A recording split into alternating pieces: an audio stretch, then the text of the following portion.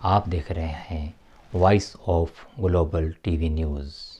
میں ہوں ڈاکٹر شکیل احمد اسد، اور آج ہم آپ کے ساتھ سچی باتوں کے ساتھ حاضر خدمت ہیں۔ پروگرام شروع ہونے سے پہلے پلیز ہمارا چینل کو سبسکرائب کریں اور بیل آئیکن پر ضرور دبا دیں۔ Thank you very much. تو میرے دوستو، جنید بغدادی رحمۃ اللہ نے ایک مرتبہ دل میں خیال کیا کہ اگر شیطان سے ملاقات ہو جائے تو ایک سوال کروں گا۔ انہوں نے ایک دن اللہ سے دعا کی کہ اے اللہ، کبھی شیطان سے ملاقات کرا دے تاکہ اس سے سوال کر لوں۔ یا ایک دن نماز پڑھ کر مسجد سے باہر نکلے تو ایک بوڑھا آدمی باہر کھڑا تھا۔ حضرت جنید رحمۃ اللہ نے اس کو دیکھا اور کہنے لگا کہ آپ کون ہیں؟ وہ کہنے لگا کہ میں وہی ہوں جس سے ملنے کی آپ کو آرزو اور تمنا تھی۔ حضرت سمجھ گئے یہ اصل میں شیطان ہے۔ میں شیطان ہے۔ شیطان نے کہا کہ آپ مجھ سے کیوں ملنا چاہتے تھے؟ حضرت جنید رحمۃ اللہ علیہ نے کہا میرے ذہن میں تیرے متعلق ایک سوال ہے۔ سوال یہ ہے کہ جب اللہ تعالیٰ نے تجھے حضرت علیہ السلام کو سجدہ کرنے کا حکم دیا تو تم نے کہا کیوں نہیں مانا؟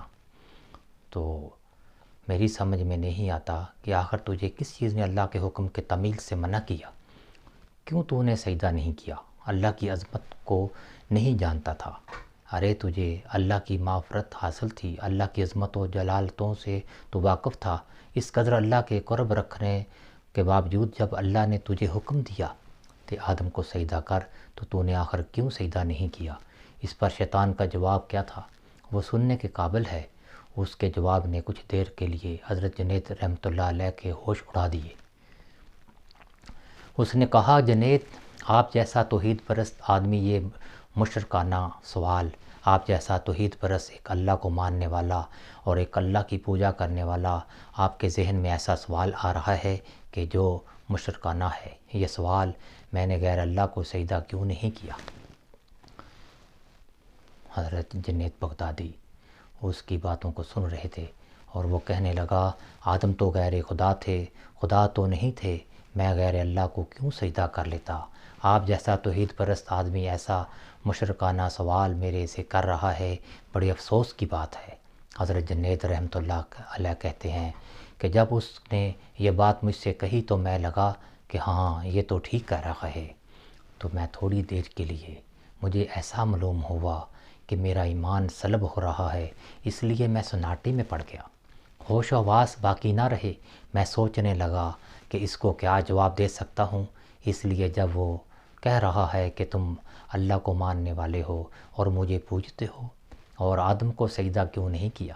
حضرت جنید رحمۃ اللہ کہتے ہیں میرے ذہن میں سوال نہیں آیا، فوراً اللہ کی طرف سے الہام ہوا۔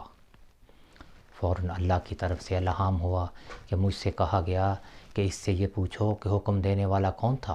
حکم دینے والا جب خود کہہ رہا ہے کہ فلاں چیز کو سجدہ کرو تو توحید اسی کا نام ہے، تو اسی کی بات مان لیا جائے۔ حضرت جنید رحمۃ اللہ علیہ کہتے ہیں کہ اس الہام کے بعد میرا ایمان برقرار ہوا، ورنہ تو مجھے ایسا معلوم ہوا کہ میرے ایمان میں تزلزل پیدا ہو گیا ہے۔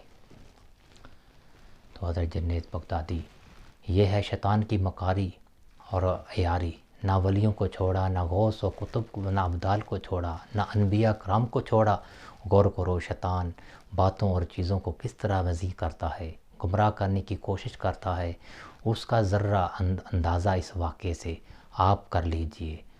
اس لیے بھی شیطان سے بے فکر نہیں ہونا چاہیے۔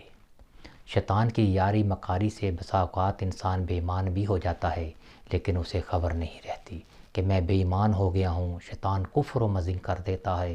اللہ تعالی ہم سب کو نفس اور شیطان کے ہتھ کنڈوں سے محفوظ رکھے۔ آمین ثم آمین۔